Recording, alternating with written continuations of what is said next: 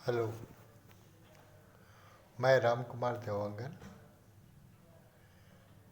आज हम BA part भौतिक भूगोल के अंतर्गत हिमनद के कार्य एवं उससे बनी स्थलाकृति का अध्ययन करेंगे। इसके पहले हम इनके स्थलाकृति का अध्ययन इसके पहले वीडियो में कर चुके हैं। अब अपरदन से बनी स्थलाकृतियों में 10वें नंबर पे जो स्थलाकृति है वह है भेड़पीठ शैल। भेड़पीठ शैल या रासमुटोनी इसको बोलते हैं। हिम से आच्छादित पहाड़ी क्षेत्रों में इस प्रकार के टीले पाए जाते हैं जिस पर जमी हुई सफ़ेद बर्फ दूर से ही ऐसी मालूम पड़ती है मानो बहुत सी भेड़ें बैठी हैं। 1804 में ही डी सोसर ने इस प्रकार की चट्टानों को रासमुटोने कहकर पुकारा था।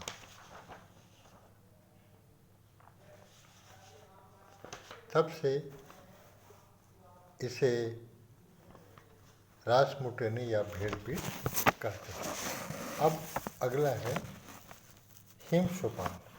ऐसे पर्वतीय भागों पर जहाँ हिमाच्छादित रहता है, सर्क जैसे आकृति के अपरदन के बाद हिम सोपान का निर्माण होता है। यह आकृति विशाल होने के कारण पहाड़ी भागों में चित्ताकर्षक एवं दिल को दहलाने वाली होती है। ऐसे सीढ़ीनुमा आकृति इतनी बड़ी होती है मानो इस पर दैत्य ही ऊपर नीचे चढ़ने या उतरने का काम लेते हैं। इस प्रकार इसे दैत्य सोपान कहकर भी पुकारते हैं। अगला है फ्योर्ड तट। ये दोनों गोलार्धों में उच्च अक्षांशों में जलमग्न हिमाच्छादित घाटियाँ होती हैं जिनके किनारे काफ़ी मात्रा में कटे पटे होते हैं।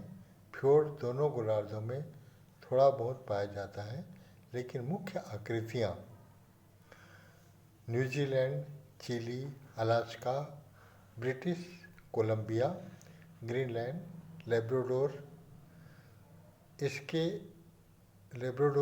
नॉर्वे, स्वीडन और फिनलैंड में पाई जाती है। इसके पार्श्व काफ़ी ढालू और खड़े ढाल वाले होते हैं। हिमानियों के हिमखंड उथले तथा समुद्र के किनारों पर खिसक कर या वहन क्रिया द्वारा पहुंच जाते हैं, लेकिन भारी होने से उथले सागरों में तैर नहीं पाते हैं। अतः उन्हीं स्थानों पर एक दूसरे से तथा किनारों से टकरा कर बहुत लंबी कटानें तैयार करते रहते थे। बाद में चलकर यही क्रम आगे तक जारी रहा और काफ़ी गहरे और सकरे गड्ढे तथा कटाने ही आज फ्योर्ड तट के नाम से जाने जाते हैं।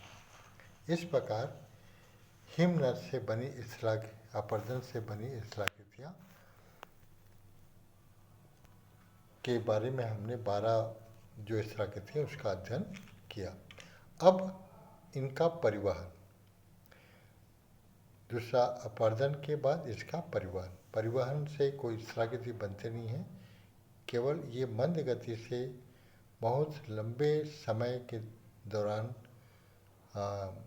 इसका अपरदन की क्रियाएं या निक्षेपण की क्रियाएं से बनी स्थलाकृतियों का निर्माण होता है। अब हम इसके निक्षेपण से बनी स्थलाकृतियों का अध्ययन करेंगे। इसमें सबसे पहले जो नाम आता है हिमनद द्वारा परिवहन किए जाते हैं। पहले पदार्थों में शिलाखंड, कंकड़, पत्थर, रेत, कण, मिट्टी आदि सम्मिलित किए जाते हैं। हिमनद द्वारा बहुत मंद गति से होता है। हिमनद द्वारा परिवहन कर लाए हुए मलबे को यत्र तत्र एकत्रित करते रह जाता है। हिमनद द्वारा जमा किए गए पदार्थों में तथा उससे बने हिमोड़ अधिक महत्वपूर्ण है। हिमानी द्वारा जमा किए गए समस्त तलछट को सम्मिलित रूप से टिल कहते हैं। टिल ड्रिफ्ट का एक रूप होता है। निक्षेप जनित स्थलाकृतियाँ कौन कौन से हैं इसका हम अध्ययन करेंगे। पहला है हिमनद हिमोड़। हिमनद अपने साथ बारीक कणों वाले पदार्थों से लेकर बड़े बड़े शिलाखंडों का परिवहन करते रहता है और इससे विभिन्न प्रकार की स्थलाकृति का निर्माण होता है। इसमें सबसे पहले नाम आता है हिमोड़ का। हिमोड़ को कई भागों में बांटा गया है। पहला पार्श्विक हिमोड़। इस प्रकार के हिमोड़ हिमनद के किनारों पर एक सीधी रेखा में जमा होता जाता है। इसके द्वारा हिमनद अपने पार्श्वों को अधिक मात्रा में अपरजित करते हैं। हिमनद के पार्श्वों में मोटे मोटे कंकड़, पत्थर, रोड़े आदि इसके साथ बहते हैं।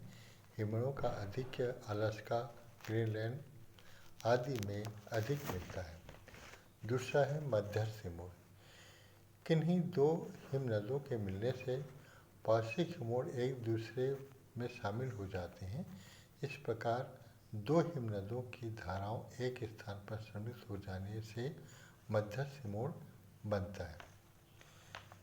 तीसरा है तलस्थ हिमोड़। हिमनद अपने बहुत सारा मलबा घसीटता लाता है जिसका बहुत सा भाग तली में स्थित रहता है। अतः तली में स्थित मलबे को ही तलस्थ हिमोड़ कहा जाता है। चौथा अंतिम हिमोड़। हिमनद का अंतिम सबसे आगे वाला भाग जो पिघलकर जल में परिवर्तित हो जाता है उस भाग पर एकत्रित मलबे को ही अग्रतस्थ हिमोड़ या अंतिम हिमोड़ कहकर पुकारते हैं। यह अर्धचंद्राकार या घोड़े की नाल के आकार का होता है। इसी परिस्थिति में हिम का पीछे हटना होता है। दूसरा है ड्रमलिन या हिमनद डिब्बा। हिमनद के निक्षेप द्वारा निर्मित स्थलाकृतियों में ड्रमलिन गोलाकार मृत्तिका द्वारा निर्मित एक प्रकार के ढेर या टीले होते हैं जिसका आकार उल्टी नौका या कटे हुए उल्टे अंडे के समान होता है। ड्रमलिन का ढाल असमान होता है। हिमनद के मुख्य ओर का भाग खड़े ढाल वाला तथा खुरदरा होता है परंतु दूसरा पार्श्विक मंद ढाल वाला होता है। ड्रमलिन समूह में पाए जाने के कारण ऐसी स्थलाकृतियों को अंडे की टोकरी की स्थलाकृति कहते हैं। हिमानी जो निक्षेप या स्थलाकृति इसमें अन्य जो स्थलाकृति हैं उसमें है इसका हिमनदी प्रभाव जल के द्वारा निर्मित घाटियों में स्थित कम ऊंचे, कम लंबे तथा कम चौड़े बल खाते हुए टीले के आकार के होते हैं। जिधर घाटी का प्रभाव होता है उसी दिशा में फैले होते हैं। हिमनद के द्वारा बने हुए या पूर्व निर्मित मार्ग में जितनी भी स्थलाकृति होती है वह सब ऊपर बिछ जाते हैं। साथ ही इनमें कंकड़, पत्थर, बालू, मिट्टी क्रमशः बिछी रहती है। केम हिमनद के अग्रभाग पर हिम के पिघलने के कारण कुछ मलबा का निक्षेप ढेर के रूप में या टीले के रूप में हो जाता है। इस तरह के टीले को केम कहा जाता है। केम के किनारे तीव्र ढाल वाले होते हैं।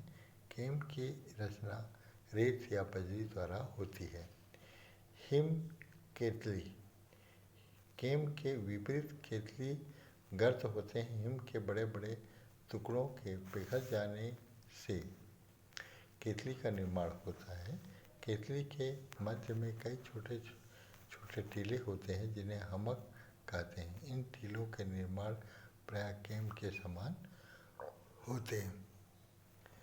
धन्यवाद।